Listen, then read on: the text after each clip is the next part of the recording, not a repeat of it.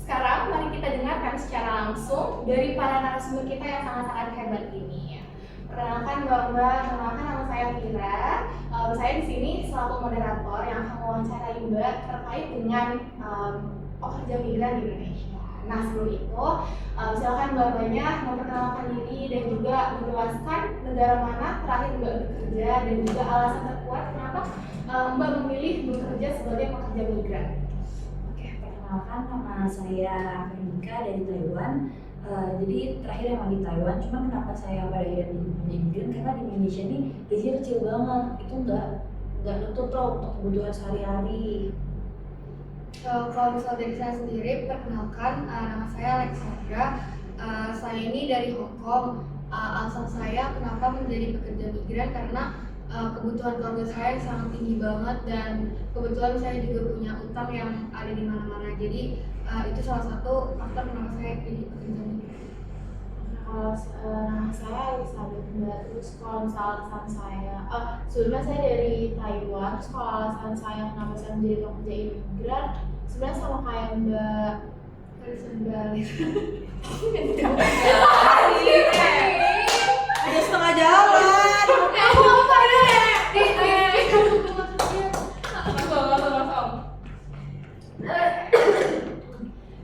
Udah siap ya? 1, 2, 3. Sekarang mari kita dengarkan secara langsung dengan para narasumber kita yang hebat-hebat ini. Perkenalkan, nama saya Vira Mbak sebagai moderator pada Fokus Group Discussion hari ini. Untuk perkenalan selanjutnya kepada Mbak, silakan untuk memperkenalkan diri dan juga negara terakhir tempat Mbak bekerja dan juga alasan kenapa Mbak memilih untuk menjadi pekerja migran di Indonesia. Mungkin dia aku dulu ya. Nama aku Veronica dan negara terakhir itu aku di Taiwan. Kenapa pada akhirnya aku memilih kerja migran karena di Indonesia ini emang kecil banget sih gajinya Mbak. Jadi itu nggak nutup untuk keluarga saya, untuk bapak ibu bapak saya, terus untuk adik-adik dan anak-anak kakak-kakak saya itu nggak nutup.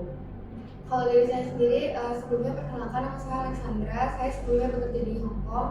Alasan saya karena kebutuhan keluarga saya sangat tinggi dan saya juga mempunyai banyak utang. Jadi sebenarnya utang sih yang lebih kenapa saya jadi pekerja migran.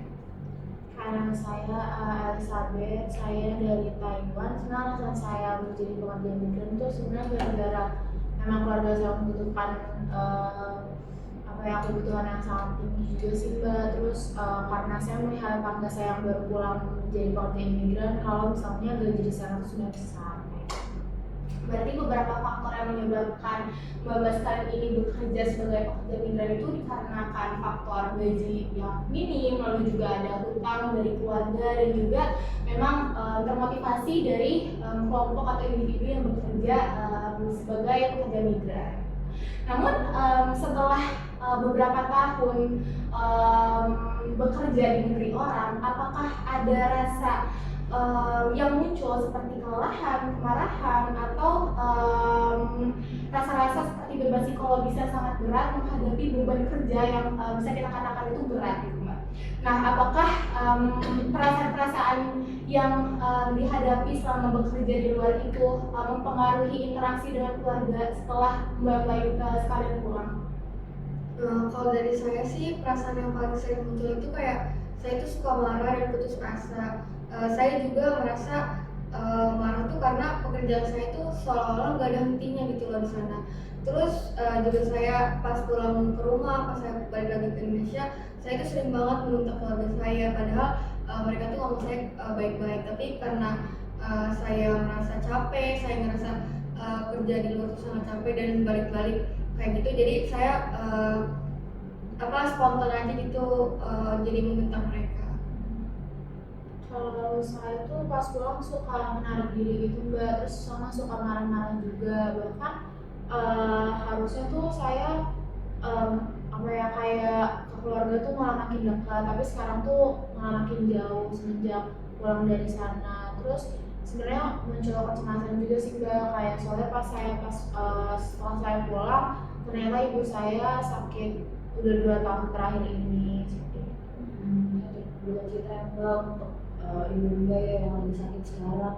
Cuman ya kalau dari saya sendiri juga ya saya merasa hampa banget gitu loh, karena mati rasa mungkin karena saat di luar kan beban kerja itu sangat-sangat tinggi. Jadi ketika saya kembali ke Indonesia ini rasanya semua beban emosional tuh nggak bisa lagi saya tampung gitu. Jadinya saya cenderung nggak begitu dekat sama keluarga, karena setiap bawaan itu pengen bawaan tuh capek dan pengen marah-marah gitu. Dan keluarga saya jadi mikirnya tuh saya berubah gitu, mungkin karena sekarang dengan gaji yang lebih besar atau apapun itu, padahal itu cuma tekanan emosional saja sih.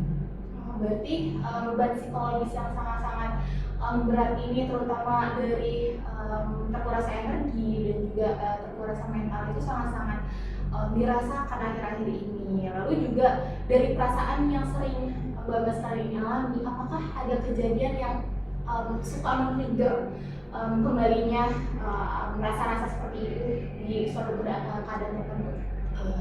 Saya ada sih sebenarnya pas awal balik tuh mungkin di 3 bulan setelah balik, terus di kampung lagi masak, terus panci jatuh aja gitu. Terus saya padahal itu kecil, hal yang kecil sekali kan panci jatuh, cuman saya pun ikut jatuh dan nangis gak jelas karena saya ngerasa nggak bisa lagi mengendalikan diri saya gitu. Karena itu menurut saya itu dari beban emosional, beban capek di ketika kerja di luar, ketika balik ke kampung pun capeknya masih berasa gitu. Bahkan saya nggak ada sakit karena pancinya atau apapun, enggak, cuman saya ngerasa kayak yang hilang arah aja gitu. Saya nggak tahu tujuannya tuh mau ngapain lagi gitu.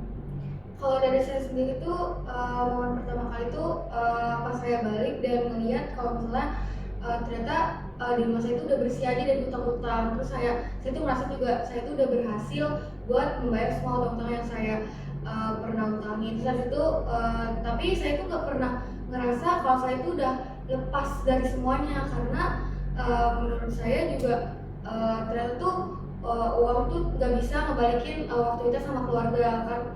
Saya itu kerja di luar jadinya jauh dari keluarga, tapi dengan adanya saya bekerja seperti itu saya bisa membayar utang-utang saya. Tapi itu yang saya bilang tadi, kalau misalnya uang tuh nggak bisa ngebalikin waktu yang kita buang sama keluarga kita. Itu sih Mbak. Kalau dari saya, situasi yang trigger itu setelah saya pulang dari Thailand. Saat ini sih Mbak, saya kan harus ngurus ke kantor desa untuk ngurus surat, tapi tiba-tiba ada orang-orang di kampung saya tuh yang bisik-bisik tentang saya dan segala macamnya, dan itu yang membuat saya rasanya juga kecil banget untuk kayak diomongkan seperti itu. Dan menurut saya kirain saya setelah saya balik dari negara orang, saya lebih nyaman di negara saya sendiri. Ternyata tidak sesuai yang saya harapkan aja di sini.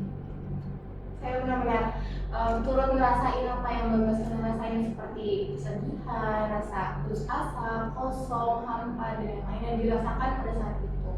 Betapa berat dan menyiksanya bekerja di negeri orang yang sebenarnya kita juga nggak paham dengan culture-nya, dengan interaksinya, dengan orang-orangnya juga, dan mereka itu adalah diibaratkan sebagai orang asing yang harus kita adaptasi selama bertahun-tahun kita bekerja. Namun menurut Mbak sekalian nih, di saat seperti itu apakah ada yang dibutuhkan dari dukungan sama Mbak merasakan hal seperti itu?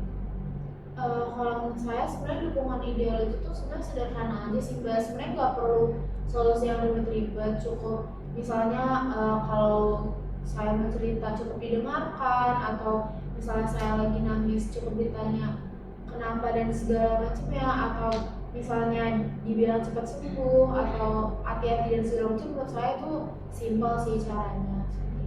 Kalau misalnya saya sih, saya butuh dukungan yang ideal itu dari keluarga saya ya, terutama kayak mereka tuh ngakuin gitu kalau misalnya trauma terberat saya itu akibat pengorbanan yang saya lakukan untuk mereka. Kayak bukan hanya bilang terima kasih uangnya, tapi kayak juga bilang kayak maaf ya kamu harus kayak gini buat kita. Itu yang buat saya kayak nggak merasa terbebani lah. Kalau saya sendiri mungkin ketemu sama orang-orang yang senasib aja kali ya, karena mungkin karena jarang juga di kampungnya ketemu sama orang-orang yang pernah jadi migran juga. Jadi kayak misalnya tadi ketemu sama Mbak Lisa dan mereka tuh happy banget gitu, karena akhirnya merasakan bukan merasakan sih, kayak punya teman gitu ya, kayak oh kita sama-sama pernah ngalamin hal yang sama gitu, jadi kayak ada rasa apa ya bahasanya, mungkin bukan solidaritas apapun itu, tapi kayak oh kalian baik-baik saja, artinya kayak ya kok nggak baik-baik aja juga gitu. Berarti kebutuhan tentang support dan juga keluarga itu sangat-sangat dibutuhkan pada masa-masa seperti itu. Namun sebenarnya yang kita tahu juga mencari dukungan itu kan bukanlah hal yang mudah ya, karena tidak semuanya itu bisa mengerti apa yang kita rasakan. Nah, mungkin dari orang-orang profesional seperti psikolog atau psikiater itu merupakan satu solusi yang bisa mengurangi rasa beban psikologis dan juga mengurangi rasa terkurasnya mental pada saat itu. Namun, apakah ada yang menjadi kekhawatiran Mbak semua, terutama stigma yang terjadi di lingkungan terkait dengan minta bantuan terhadap profesional? Kalau kekhawatiran terbesar saya tuh, saya takut keluarga saya tuh ngira kalau saya tuh nyesel udah bantu mereka gitu. Terus mereka tuh bakal mikir kalau misalnya ini si Alexandra tuh nggak ikhlas ya bantuin kita atau kayak gimana. Terus jadi tuh yang ada bakalan bikin beban mereka aja. Jadi menurut saya lebih baik sembunyiin aja sih di dalam diri saya sendiri. Rasanya kayak harus lindungin perasaan orang lain, tapi saya sendiri hancur kayak gitu. Kalau dari saya sendiri mungkin saya takut dibocorin aja sih, kayak kampung terus nanti tiba-tiba dikasih tahu ke keluarga saya atau ke saya gimana, kayak semua kesulitan saya menurut saya keluarga saya nggak perlu tahu gitu. Saya takutnya nanti dibocorin aja ke kampung, orang-orang pada tahu, jadi kayak ya itu lagian kan harganya juga mahal ya, satu kali datang tuh pasti ya itulah beras itu tutup gitu kalau misalnya kita nggak perlu kesana, mahal sih. Kalau dari saya cuma takut gak ada gunanya aja sih Mbak, kayak bener tadi yang dibilang sama Mbaknya, kalau misalnya saya takut cuma ngabisin uang aja tapi nggak ada gunanya juga. Terus misalnya kayak saya lebih mikir kayak udahlah lebih baik diem aja di rumah sama banyak-banyak doa aja daripada mempermalukan diri sama buang-buang uang. Berarti selain dari faktor tidak percaya terhadap orang lain, juga ada faktor harga yang mahal terhadap tenaga profesional seperti psikolog dan juga psikiater. Semua yang dikatakan oleh Mbak sekalian di sini ini merupakan gambaran yang jujur tentang kesehatan mental yang dialami oleh para pekerja migran di Indonesia yang selama ini tuh tidak hanya melawan stigma yang ada di lingkungan, namun juga mengalami beban kerja, beban psikologis yang kuat. Terima kasih telah berbagi cerita dengan kami. Namun di balik itu semua, menurut Mbak sekalian, apakah ada solusi yang baik untuk para pemerintah dalam mengurangi atau dalam mengatasi kesehatan mental yang dialami oleh para pekerja migran ini, untuk setidaknya itu mereka merasa ada yang menaungi mereka gitu? Apakah ada? Paling aku ini sih butuh, kalau misalnya datang ya gratis toh, nggak usah bayar-bayar. Habis itu juga ya dijamin lah nggak bakal bilang-bilang ke orang-orang itu rahasia, jadi tetap juga jadi nggak ada aturan-aturan yang ribet-ribet juga untuk ke institusi gitu.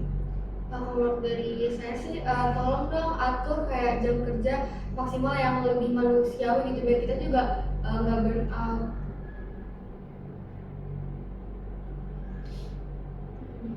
Kalau dari saya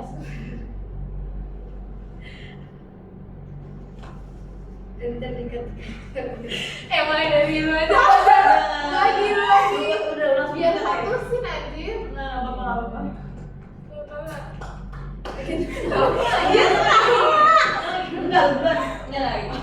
Kita nanti bakal kasih scene kayak gini. Oke, biar kita lebih diam karena lu sedih. Baru bilang sama lu ini buat kita ya, cuma sekian. Gue masak dulu. Oh udah. Tapi jawab Mbak. Veronica, Alexandra. Enggak, Veronica sampai kali Alexandra. Nama di Jadi yang ini jangan ah, jangan. Kalau ayo dikit lagi nih.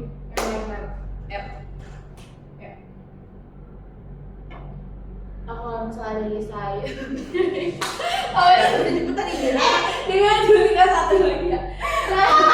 Tiba-tiba gue nggak mau ngeliat TV ya, anjir kenapa? Harusnya nggak ketawa. Diam.